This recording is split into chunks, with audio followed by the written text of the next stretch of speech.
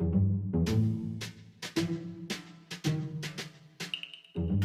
right, so now we're gonna dive in here and play our new game, Unlocking Whiskey. I went ahead and changed the color glasses because I wanted to see the legs, so yes, there's a difference here if you've noticed from the earlier video. My wife came down earlier. These are listed, I don't know which one's which. So there's a foolproof Booker's, there is a 4-drop and 8-drop. So what I basically did the math on is I took Booker's from it's like 128, and I brought it all the way down to about 108. So the biggest drop is about 108, and the other one will be somewhere in between, somewhere in the 1-teens. So again, what we're gonna do is we're gonna look at each whiskey and just kind of give it a twirl and actually see what the actual legs look like. Can we see legs there? They are starting to form a little bit, and they are not moving fast. Here's the next one.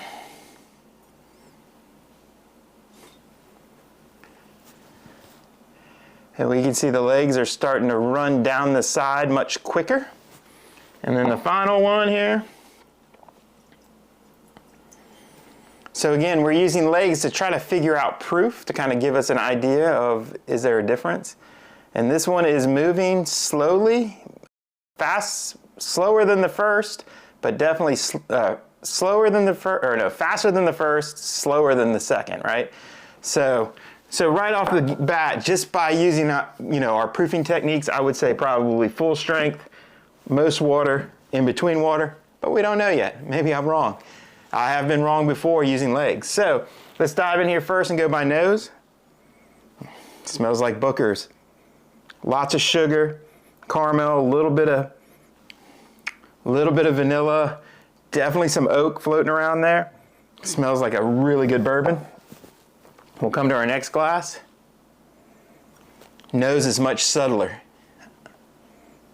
I'm actually getting the same tones, but I'm actually getting a little bit of fruitiness kind of jumping around. It's a little more prevalent, where before I didn't really get the fruit, but the caramel and the vanilla and all was all toned down.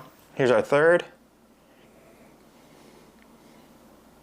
And that's kind of nice. I kind of like that one. So I'm still getting the caramel, I'm still getting oak, a little bit of vanilla, but I'm also getting kind of that more of a fruity flavor.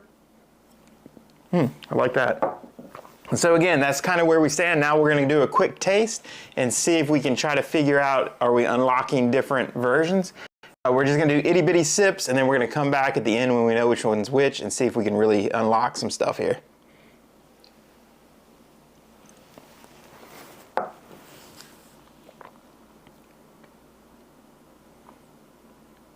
Nice warm hug. I really like that one. To me, Booker's is really good because it doesn't drink as hot as it is, but this definitely has that cask strength feel to it.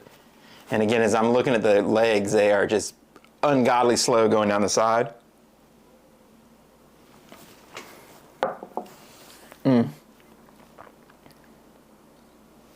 Getting the pepper, getting the sweet, the spicy, getting some pepper.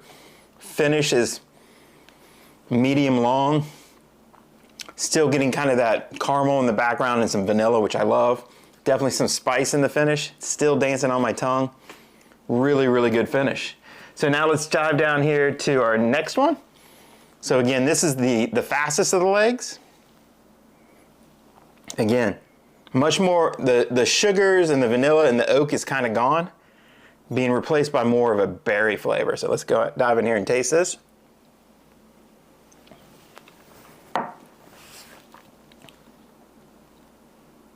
Definitely different. Finish is much more muted. The burn is way down. The caramel and the vanilla on the taste is much more muted. There's a little bit more berry, but the pepper, I think, comes out a lot more. So I think the pepper, kind of the rye inside of the blend, is actually a little more prominent. But there is some berry floating around. So again, definitely a different flavor profile, definitely smoother, definitely a little easier to drink. Now we'll go to our third. This smells wonderful. I'm getting everything from the first one and a little bit of the third one. So this one, again, I think is in the middle.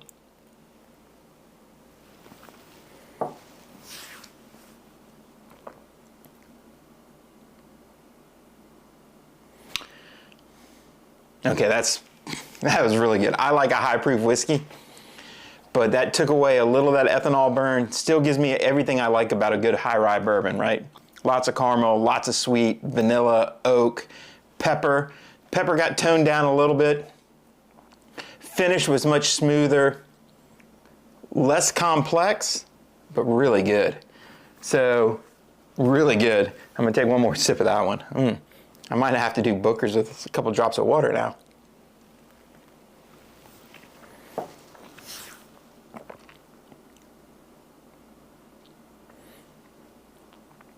It's as pleasurable as the first, but it just kind of tones it down just a hair. I mean, ever so slightly, makes it a little bit more enjoyable. So I'm just going off of guesses. I'm going cask strength, so 0 water. I'm going maximum water, 8 drops, math. This would be 4 drops to tone it down. So let's see, 0 water added. Our biggest drop, 8 and 4. So yes, I could tell the difference between the 3 whiskeys with the amount of water, which is kind of cool. I've never done this before. But I could definitely see the flavor profile, the flavor tastes changing. It got friendlier as we added more water. Some new flavors came about, but again, I would say the cask and maybe the light amount of water was my favorite. The more watered down version is okay, but again, not my favorite. But again, personal preference, might be yours. So let's go through once more. Now that we know what they are,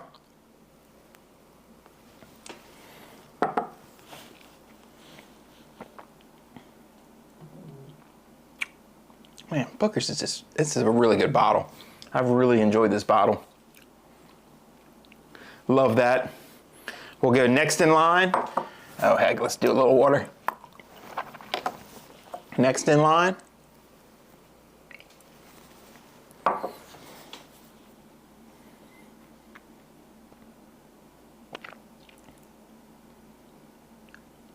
I hate to say it.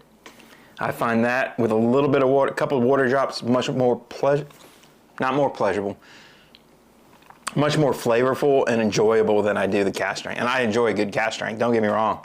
But adding a couple of drops of water really made a difference here. And then our final one, which is our most watered down. Again, getting our proofs around 100. By the nose, this is really cool how much it's changed.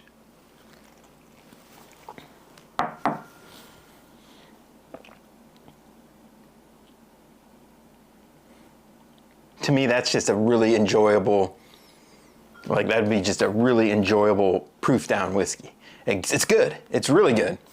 But again, to me, the cask and the 4 drops was just a little bit better. So again, unlocking flavors, unlocking the secrets to whiskey by adding water, I think is gonna be a fun new game. And I look forward to bringing a couple people in the speakeasy and putting them through the same gauntlet and see what they come up with. But again, I think this is a really cool way for you to play around with water. Again, I did small samples. I did the math out with a much smaller pour, and therefore I've gotten a much cooler flavor profile piece. So I really encourage you all to, if you get a chance, play a little fun game, unlock your whiskey by dropping in a little bit of water and see what happens. So I hope this was enjoyable. I hope to show you how water mixture can actually change the flavor and the aromas of your whiskey, as well as Miles really dropped in some great information. So let's dive over into the golf side and look at hazards. What are the main hazards on the golf course? And then a fun game of how to avoid hazards, understanding what it takes to avoid hazards when you're on the golf course as well. So we're gonna dive into that, and thank you all for joining us. Cheers, Solancha, and I look forward to bringing you more content and information about whiskey and golf in the future. Thank you.